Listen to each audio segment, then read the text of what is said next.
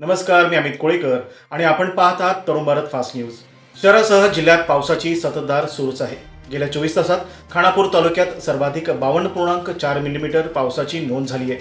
तसंच कर्नाटक राज्य नैसर्गिक आपत्ती विभाग जोरदार पावसामुळे होणाऱ्या परिणामाकडे लक्ष ठेवून आहे.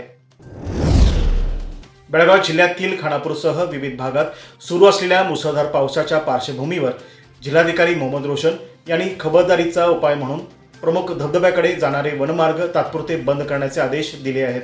यानुसार चिखले धबधबा, पारवाड धबधबा, वजरपोहा धबधबा आणि डेल्टा धबधबा येथे पर्यटकांना पुढील आदेशापर्यंत प्रवेशबंदी करण्यात आली आहे. पश्चिम महाराष्ट्र तसेच नदीकाठावरील प्रदेशात सुरू असलेल्या मुसळधार पावसामुळे कृष्णा नदीच्या पाणी पातळीत मोठ्या प्रमाणात वाढ झाली आहे. गेल्या 4 दिवसात नदीची पातळी तब्बल 20 फुटांहून अधिक वाढली असून अजूनही पाण्याची आवक सुरूच आहे. महाराष्ट्रातील पश्चिम भागात गेल्या 2 दिवसापासून सुरू असलेल्या मुसळधार पावसामुळे निप्पाणी मतदारसंघातील वेदगंगा नदीने धोक्याची पातळी ओलांडली आहे. अनेक ठिकाणी पूरसदृश परिस्थिती निर्माण झाली आहे. या पार्श्वभूमीवर माजी मंत्री व निप्पाणीचे आमदार शशिकला जोल्ले यांनी सोमवारी भिवशी गावाला भेट देऊन पूरस्थितीची पाहणी केली. बेळगाव ग्रामीण विधानसभा मतदारसंघातील शिंदोळी आणि बडाल अंकलगी या गावामध्ये राज्यसभा खासदार स्थानिक क्षेत्र विकास योजनेअंतर्गत नव्याने उभारण्यात आलेल्या आधुनिक बस स्थानकाचे उद्घाटन माजी खासदार इराणा कडाडी यांच्या हस्ते करण्यात आले. या आधुनिक बस स्थानकामुळे ग्रामीण भागातील विद्यार्थी, महिला आणि ज्येष्ठ नागरिकांना पाऊस व वादळाच्या काळात मोठा आसरा मिळणार आहे. महाराष्ट्र कर्नाटक सीमाप्रश्नाच्या खटलेला सर्वोच्च न्यायालयात गती मिळावी म्हणून उद्या महाराष्ट्र सरकारच्या उच्चाधिकार समितीची बैठक होणार आहे. उद्या बुधवारी दुपारी 1 वाजता मुंबईतील मंत्रालयात ही बैठक होईल. रायबागमधील एका युवकाने घेतलेल्या 3,10,000 रुपयाच्या कर्जाच्या बदल्यात 18,60,000 रुपये वसूल करूनही पुन्हा पैशाची मागणी करत धमकावणाऱ्या 2 सावकारांना पोलिसांनी अटक केली आहे.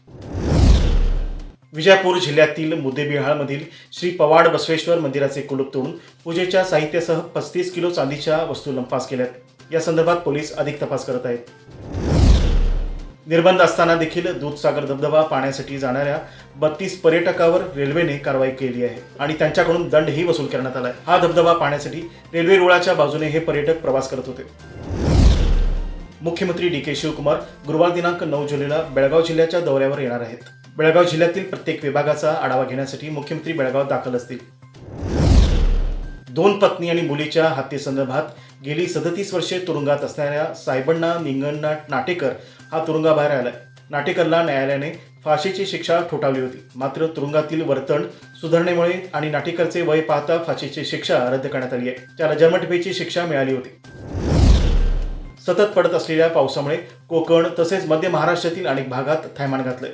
महाराष्ट्रातील अनेक भागात पूरस्थिती निर्माण झाली आहे.